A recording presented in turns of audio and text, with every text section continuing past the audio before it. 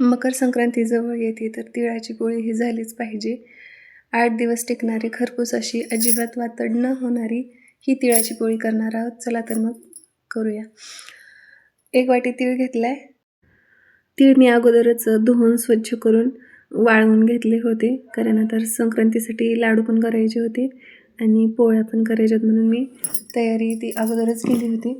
गॅसवर कढाई गरम करायला ठेवली आणि तीळ भाजायला घातले कढईमध्ये आणि भाजून घ्यायचे. तीळ खमंग भाजून घ्यायची तर, कारण कच्चेपणा मग असेल त्याच्यात तर पोळी चांगली लागणार नाही आणि ती थोडीशी वेगळीच चव येते त्याला. चांगले जर भाजले खमंग तर त्या पोळीचा आणखीन स्वाद म्हणजे वाढतो. भाजल्याच्या नंतर एका ताटात बाजूला काढून घेतले आणि त्याच कढईमध्ये परत मी अर्धी वाटी शेंगदाणे घातलेत भाजायला, कारण तिळाच्या म्हणलं तर फक्त तिळाच्याच नाही तर आम्ही शेंगदाणे सुद्धा घालतो त्याच्यामध्ये. याला कोणी तिळाच्या पोळ्या आणि कोणी कोंदीच्याही म्हणतात. शेंगदाणे चांगले भाजल्याच्या नंतर आपल्याला तेही जे तीळ काढले होते त्याच्याच मध्ये थंड करायला घालायचे, मिक्स करून घ्यायचे. तर 1 वाटी तीळ, अर्धी वाटी शेंगदाणे, तर ह्याच्यासाठी मी 2 वाट्या गूळ बारीक करून घेतला होता आणि ते सगळं मिक्स करून घ्यायचे चांगलं आणि व्यवस्थित.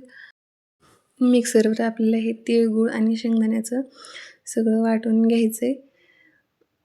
अशा पद्धतीने मी सगळं वाटून घेतलं आणि आपल्याला पीठ तयार करायचं आहे. तर पीठ घेतलं, मीठ घातलं त्यामध्ये.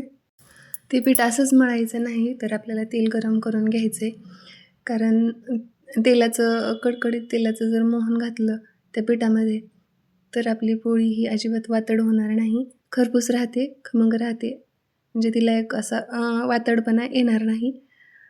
ती छान अशी आपल्याला मोडली तर ती पोळी मोडताना असं आपल्याला वातडपणा वाटणार नाही, खरपूस होते. पीठ मळून घ्यायचे छान, तेल सगळं मिक्स करून.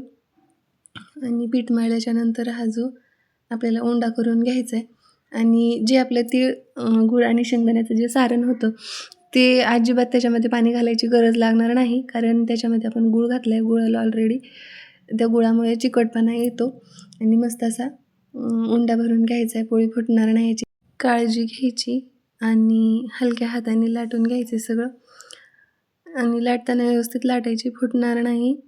असं सगळं व्यवस्थित लाटल्याच्या नंतर आपल्याला सगळे काठोकाठ म्हणजे पातळ लाटायची, कुठे जाड किंवा कुठे पातळ अशी ठेवायची नाही अजिबात. व्यवस्थित लाटून घ्यायचे आणि आपलं जे सारण आहे ते पोळीच्या शेवटच्या काठापर्यंत हे असं जायला पाहिजे आणि असं लाटलं पाहिजे, तरच ती पोळी म्हणजे छान लागते.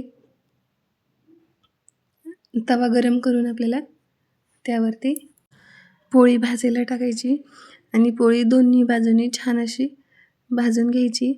वरतून तेल किंवा तूप लावलं तरी चालेल, मी तुम्हाला जसं आवडेल तसं, आणि खमंग अशी भाजून घ्यायची दोन्ही बाजूनी.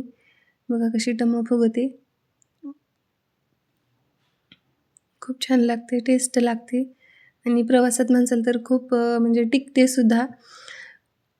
अशी ही खमंग, खरपूस, अजिबात वातड न होणारी तिळाची पोळी तुम्हाला आवडली असेल तर नक्की कमेंट करून सांगा. बाय, भेटू पुढच्या व्हिडिओमध्ये.